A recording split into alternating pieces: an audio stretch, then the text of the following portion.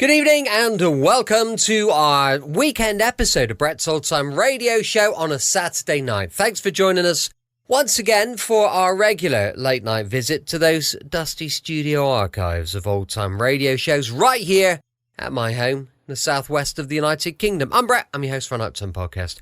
Welcome to another episode. I've got Facebook, Instagram and YouTube. They're all called Brett's Old Time Radio Show. If you could give us a follow, that would be brilliant. Busy old weekend for us. We've just been out and about. We've been doing bits and pieces with the boys. Been going lovely.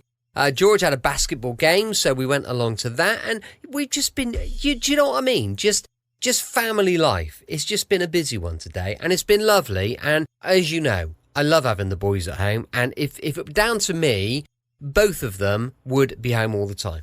But anyway, that is not how things work. So we just have to make the best of all the moments we get together.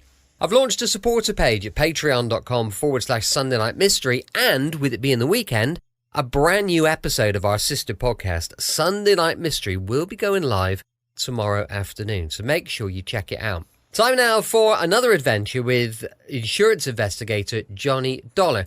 This one first broadcast on the 3rd of November 1951. It's called The Hannibal Murphy Matter.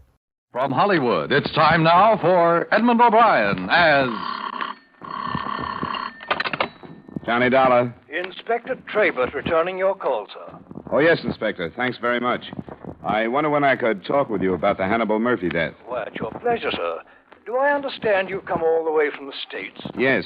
The news broke yesterday, and his insurance company thought I'd better. The reports weren't quite clear on whether or not it was accidental. Then you haven't heard. Only that he somehow fell off a cliff. Oh, then I hope you'll pardon my being a bit nonplussed at your timely arrival. Mr. Murphy's death was definitely not accidental. Examination this morning revealed a bullet wound in his head.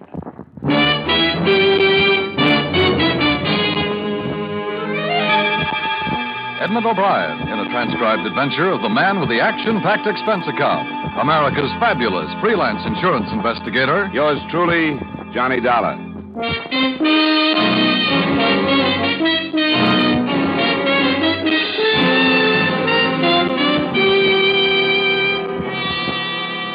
Expense account submitted by Special Investigator Johnny Dollar to Home Office, Plymouth Insurance Company, Hartford, Connecticut. The following is an accounting of expenditures during my investigation of the Hannibal Murphy matter. Expense account item 1, $264.80, airfare and incidentals between Hartford and Kingston, island of Jamaica.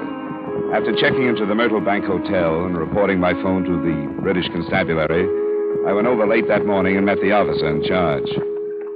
Well, Mr. Dollar, it's a pleasure to have you. Thank you, Inspector Trabert. Although news of the death of one of your countrymen is hardly the kind of invitation I should like to send you. If it hadn't been Mr. Murphy, I probably would have been invited to a murder someplace else. It's a popular pastime. What do you know about the Murphys, Inspector? I understand he's survived by a widow. Yeah, there's a brother also, Paul Murphy, and a stepdaughter, Felice. Oh, I didn't know about them. You mean they're all here in Kingston? Yes, the brother has lived here for the past 2 years, has a cottage just outside town. The deceased and his family were visiting him. They'd been here for 2 months. Anyone else? 2 servants, an old cook and a young man who has rather general duties. Do you have any kind of a theory, Inspector? Since the fact of the murder was proved only this morning, no. Except that it was murder, the position of the wound on the head rules out suicide. Any suspicions, then? No, none that I wish to voice at the moment. Perhaps you'd like to visit the scene of the crime, or rather the point from which the body fell into the sea. Thanks, Inspector, I would.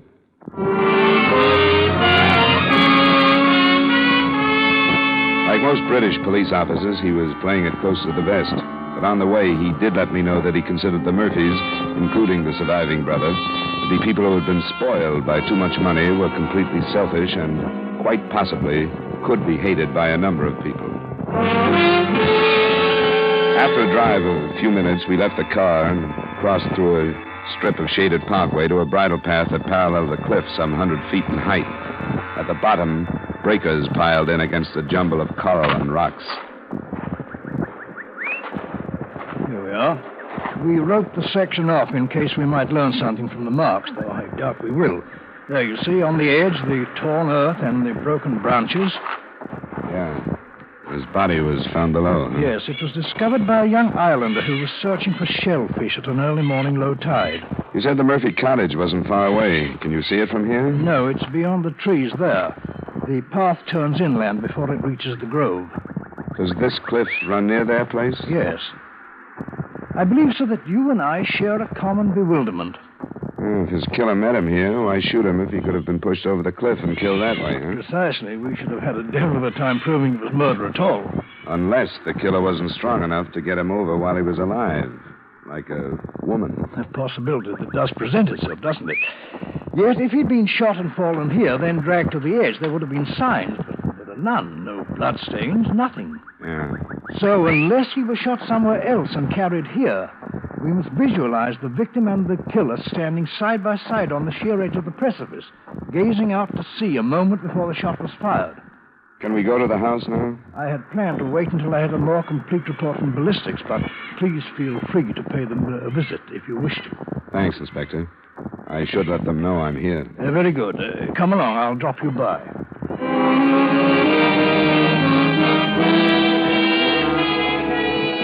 The theory that Murphy was shot someplace else had holes in it, too. If the idea was to dispose of the body, why dump it so close to his home? The mail servant answered my knock, told me Mrs. Murphy was resting, and left me on the veranda while he went to find out if she'd see me. A few seconds after he'd gone, I met another member of the household, the daughter. A plain girl with short hair, gangling figure, and troubled eyes. What's the matter? Wouldn't he let you in? He thought I'd better wait out here. What do you want? I came to see Mrs. Murphy. About what happened? Yeah, I'm afraid so. My name is Felice. I'm her daughter. I can let you in. Oh, thanks. You're an American, aren't you? That's right. My name is Dollar. You've come here because of what happened to my stepfather. Why did you? I was sent by his insurance company in the States. Oh, I'd forgotten about that. I suppose he left a lot. He always did everything so handsomely. It wasn't an accident, you know. He was murdered. Somebody shot him. Yes, I know that. I suppose that there'll be all sorts of trouble now. Police will come and ask all kinds of questions. Well, things like this are never pleasant. Are you worried about answering questions? Of course not. Why should I be? It's just the way you mentioned it. Well, I'm not. I'll tell them everything I know and everything I thought about him. I'm not ashamed. Felice. I had a right to hate him. Felice, stop it. Stop talking that way. It's true and you know it. Every awful thing that ever happened to me is his fault. He was filthy rotten. Stop it. Go to your room. All right, I'll go. But you won't be able to send me away when the police come. I'll tell them. Get out of here. Yes, Mother. Oh, I'm terribly sorry. She really doesn't mean what she says. I'm terribly sorry. You don't have to be, Mrs. Murphy. But an outburst like that to a perfect stranger, I don't know what you must think. I think she's a pretty upset young woman. But she has no right to be. She's been an extremely difficult child. I don't know what else to say to you. I'm terribly ashamed for her. Now, would you come into the drawing room? Thank you.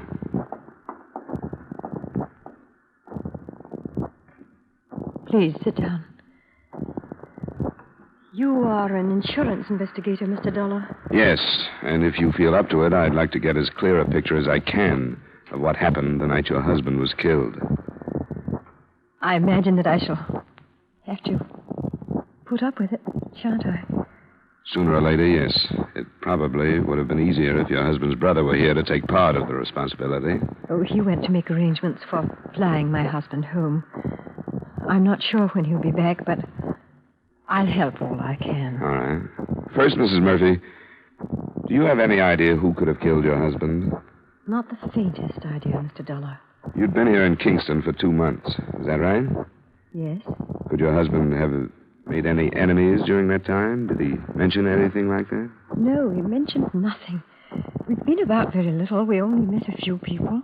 Some of Paul's friends. But he couldn't have made any enemies. Who was here the other night? No one but Hannibal and Paul and Felice and I. And the servants, of course. Did your husband leave the house? Yes, of course he did. It's quite a strange question, Mr. Dollar, considering where he was found. I'm sorry. Why did he leave?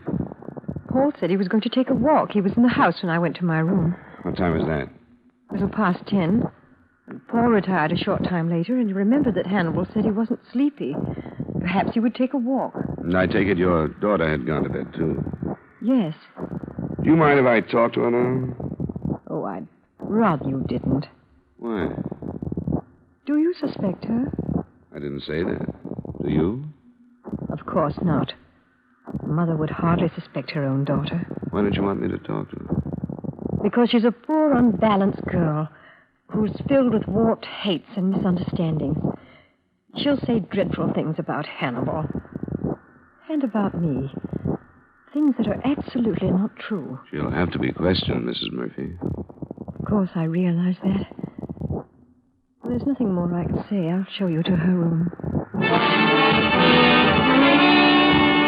But Felice wasn't in her room. I found her waiting for me on the bridle trail along the cliff. She'd been crying. I heard you say you were an investigator, and I wanted to talk to you again. I knew I couldn't in the house, so I waited here. Oh, glad you did. I don't know what's the matter with me. I shouldn't have said what I did. I meant it when I said it. No, I don't. I don't think I know quite what you mean. I'm awfully mixed up. The doctor tried to explain it to me. When my real father died, my mother was all I had. And when he came along, I thought he was stealing her from me. I thought I didn't have anything anymore. How long ago was that? It's been 3 years. I was 14 when they were. But he did take her away. They chucked me into an old school and went off on a trip. I know he didn't do it just to hurt me. But at night it would seem to me that he did. I tried to get over it, but I never could. That's why I'm glad he's dead. It's not a very wise thing to say, Felice. I can't help it. Do you have anything else you wanted to tell me? No. I wanted to explain why I acted the way I did in the house. I don't suppose you understand. Part of it, I think I do. Quite a few children have to adjust themselves to step-parents these days. It's tough, and some do it better than others. I haven't done it well at all. Now I won't have to try anymore. I am sorry for the way I acted. I want to help you every way I can. How do you think you can help me?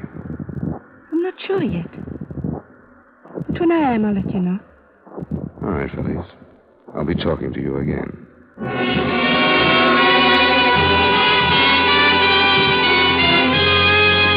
I didn't know then what this strange, mixed-up girl was driving at. I got the impression that she wanted to talk more than she had. But I was fairly sure the way to bring it out was to wait rather than press it too hard. I checked in with Inspector Trabert, and his reactions were about the same as mine. On the strength of them, he called Paul Murphy into his office that afternoon. The last time I saw him was when I went to bed. We'd had a drink together, and he said he wasn't sleepy, and I thought he might take a walk. Do you know how long after that he might have left the house? No, I'm sorry, I don't. I was dead tired. I went right to sleep. Was he in the habit of taking walks at night? Sometimes, yeah. But you didn't hear a shot. No, I didn't hear anything. How much time passed, would you say, between the time you left him and the time you were asleep? Oh, not more than 15 minutes, Inspector. Then he couldn't have left the house before, say, 11:15. Yes, that'd be about it. And you're sure he didn't say anything about meeting anyone? He simply said he might take a walk. I'm not quite sure that I understand the importance of these questions. The importance of it is this. Your brother was killed by a .25 caliber pistol fired at quite close range. I'm afraid we must assume that if he did not meet anyone, somebody either accompanied him or followed him. You mean you suspect someone in my house? We're only stating the facts. Someone was with your brother. We've ruled out the possibility of a robbery motive since both you and the widow have stated that none of his personal effects are missing.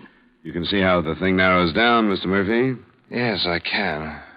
I don't know what to say. Do you mean that you suspect someone? No, I don't. If you do, Mr. Murphy, it would be to your advantage to come out with it. I'm afraid the duty of making accusations is yours, not mine. A commendable statement, sir, as long as you don't mean that you're withholding information. I'm not. I have no information at all. Very well, Mr. Murphy, you may go.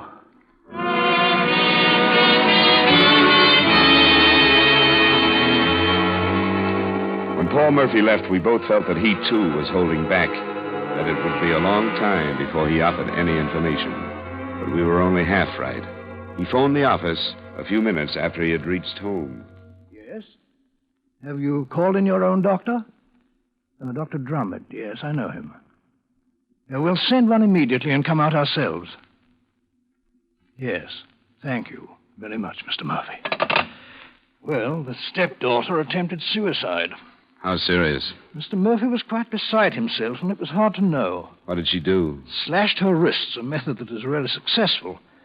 But the question is, why did she do it?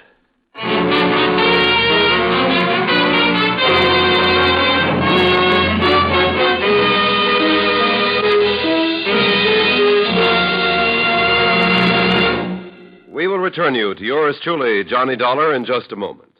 Later this evening, the gangbusters give a graphic illustration of what happens when the police hunt a criminal who is a perfectionist. When a gang leader leaves no stone unturned to commit the perfect crime, there's a rough manhunt ahead for the police. Here are the exciting developments when you tune in Gangbusters later this evening on most of these same CBS radio stations.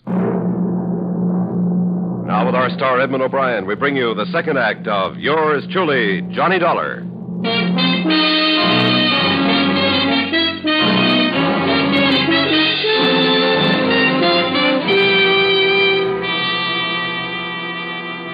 Inspector Traybert and I went right out to the Murphy residence, but were held back from Felice's room by both a private and an official physician. The latter was the last to leave her room. Well, Doctor, how is she? You can see her now. As you might expect, she's in a highly emotional state. Yes. Oh, this is Mr. Dollar, Dr. Gurley. How do you do, sir? Dr. Gurley, she going to be all right? Oh, yes, I think so. You didn't do a very good job of it. I think she needs a good psychiatrist. A very good one. She's evidently needed one for a long time. She say anything to you? No, nothing specific. Only that she hates everyone.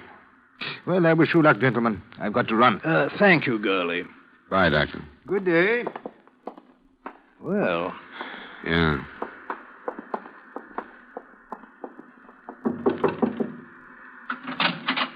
Miss Murphy, we've been told we could see you. Don't call me Miss Murphy. That's not my name, and it never has been. Hello, Felice.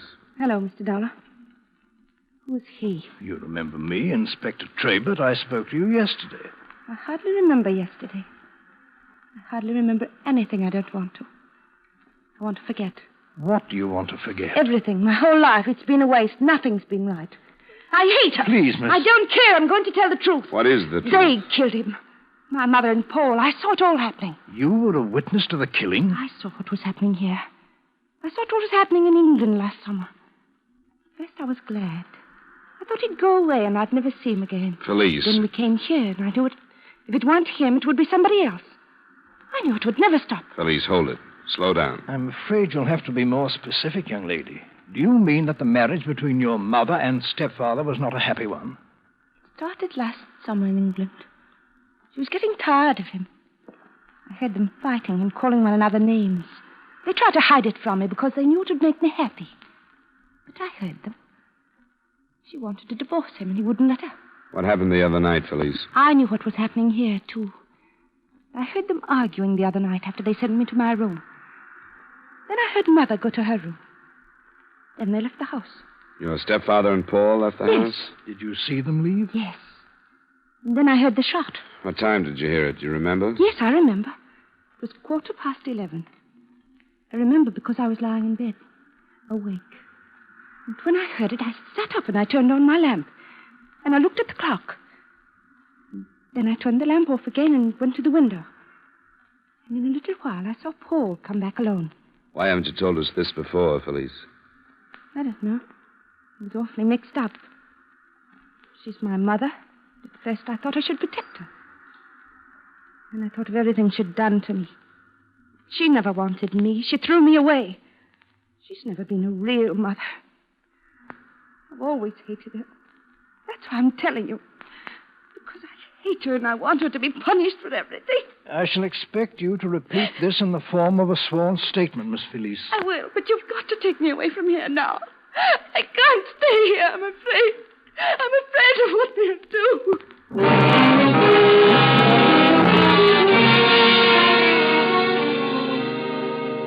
The girl was moved to the police hospital and later that day repeated her statement under oath. At about the time she was doing that, there was another development. Inspector Trabert received a call from the proprietor of a second-hand shop that specialized in fishing tackle and guns.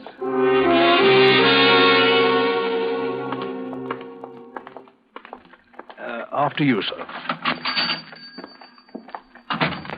Good afternoon. Are you Mr. Innes? I am. Inspector Trabert.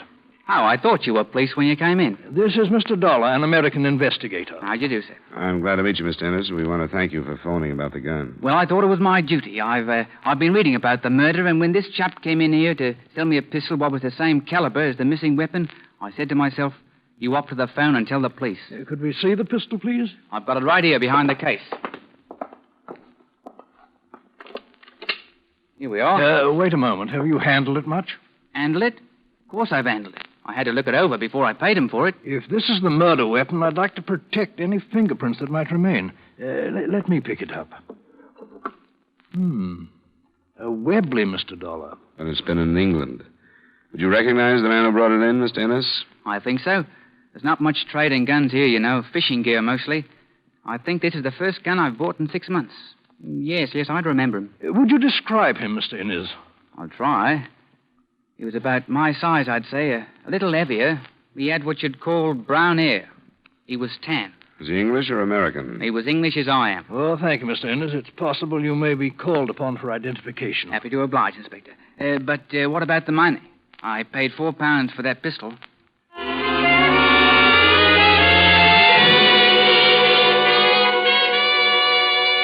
In view of Felice's sworn statement, Inspector Trabert was forced to make an arrest. So for the last time, we returned to the Murphy residence. And I shall have to remind you that anything you say may be held in evidence against you. You mean that you're arresting us for Hannibal's murder? There's nothing else I can do, sir. I have a statement given under oath to the effect that you and the deceased left this house together the night of the murder. That's not true. That the sound of a shot was heard and that you were then seen returning to this house alone. That isn't true. There's not one word of truth in it. I didn't leave the house with him. Can you prove that, Mr. Murphy? Why, Alice, you know I didn't leave, don't you? Of course he didn't. Can you prove it, Mrs. Murphy? I understood you to say you were in your room, that you went to sleep immediately and heard nothing. My daughter made that statement, didn't she? Under oath and before witnesses. But she lied. I told you she would, Mr. Dollar. She'd do anything to hurt me. You've got to believe that. Alice, wait. What did she say was my reason for killing my own brother? Because of your love for his wife. Oh, she's insane. How can you believe these things? You're men of intelligence. We're men who are used to working with evidence. A sworn statement is admissible evidence unless it can be proved false. Neither one of you seem to be able to do that. Paul! I don't think we better say any more until we've legal counsel. No, I won't let her do this to me. We can't, Paul. I think she killed him. She hated him. She's the only one in the house that had reason to kill him. It's no good, Alice. What are you going to do with us, Inspector? I shall have to take you to jail. I'm sorry. Oh, you can't. Would you give us a few minutes to get ready? Of course. Come on, Alice. Go get your things. Everything will be all right. What do you think, Inspector? Well, to be quite honest, I'm not sure, but I know my duty as a policeman. The strength of that statement and their innocence or guilt are up to the courts to decide. Less formally, though, it's a pretty frightening thing to think of. If that girl, in her mental frame of mind, could suddenly decide that she was a witness, make a sworn statement, and bring all this down on two innocent people. Yes, I know, but the fact remains that they have absolutely nothing to say in their own defense. I've got to arrest them.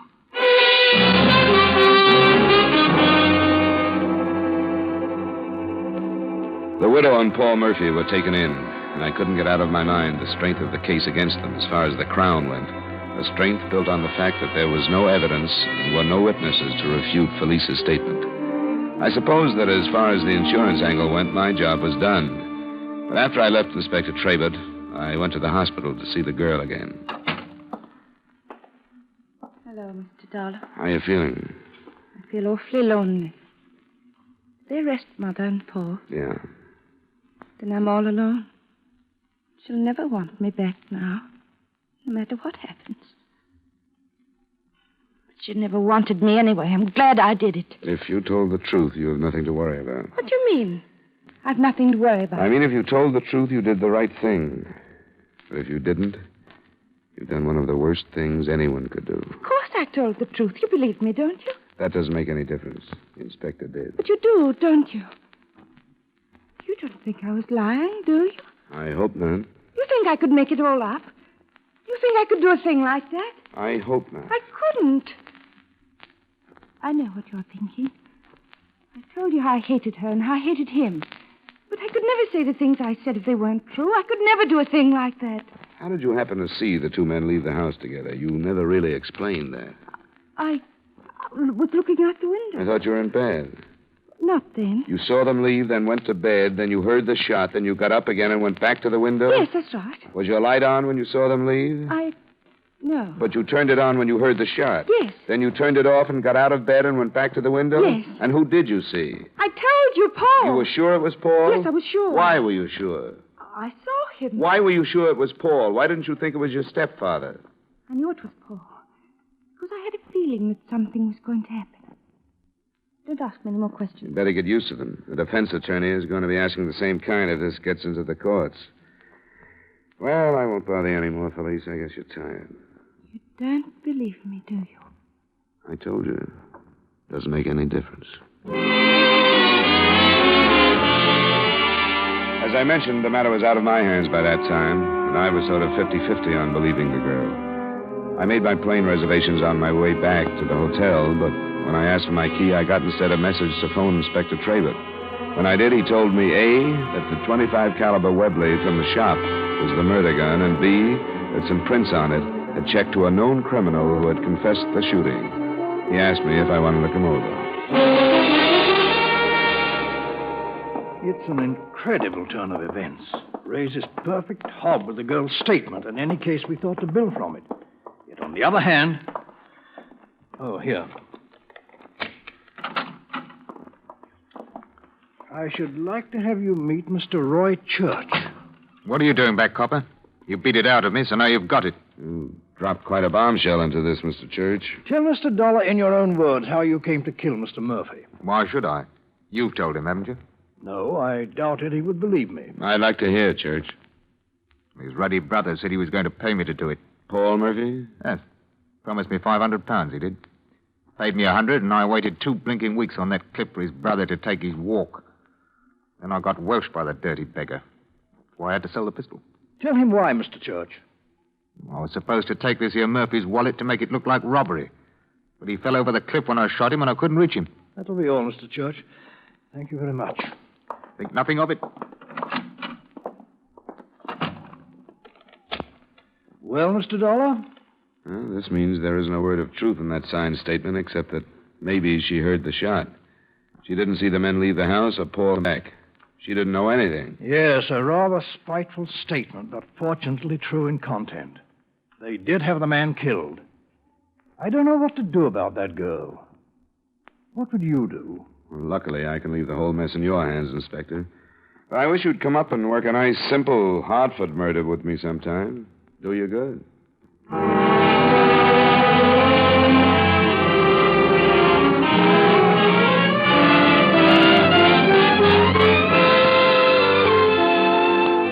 Expense account item 2, same as item 1, transportation back to Hartford. Item 3, miscellaneous expenses, $204.80. Expense account total, $734.40. Remarks?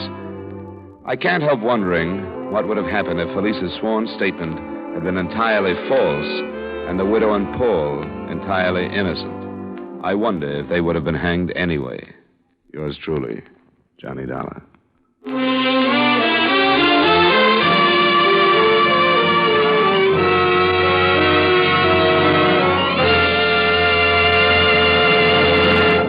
Yours truly, Johnny Dollar, stars Edmond O'Brien in the title role and is written by Gil Dowd with music by Wilbur Hatch. Edmond O'Brien can soon be seen starring in the Paramount Pictures Technicolor production, Silver City. Featured in tonight's cast were Eric Snowden, Virginia Gregg, Jeanette Nolan, Ben Wright, Charles Davis, and Dan O'Hurley. Yours truly, Johnny Dollar, is transcribed in Hollywood by Jaime Del Valle.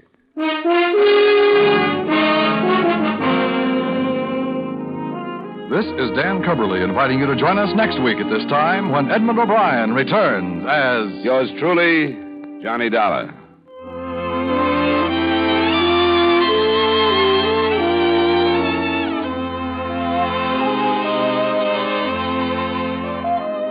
Lovers of fine music are already familiar with the strong, melodious voices of the Choraleers on CBS Radio. This is to remind our many Sunday night Choraleers listeners that this excellent choral group will be heard at a new, earlier time on most of these stations starting tomorrow. Stay tuned now for the Vaughn Monroe Show, which follows immediately on most of these same stations.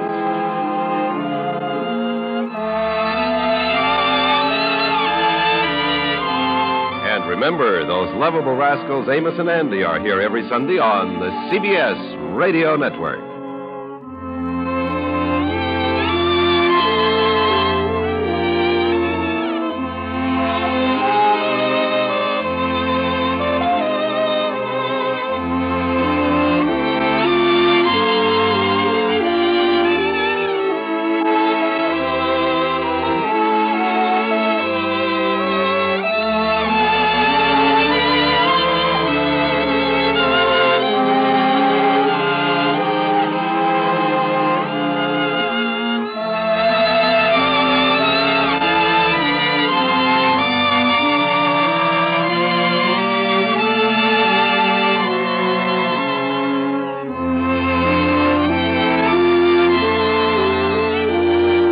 Welcome back. I hope you enjoyed our latest adventure with insurance investigator Johnny Dollar, and more adventure tomorrow with the man called X. That's going to be going live at 5 p.m. UK time. As I mentioned earlier, we've got a supporter page, patreon.com/Sunday Night Mystery. But for now, thanks for listening. I'll be with you 7 days a week, each and every week, and I'll see you tomorrow on Brett's Old Time Radio Show. Love you. Bye.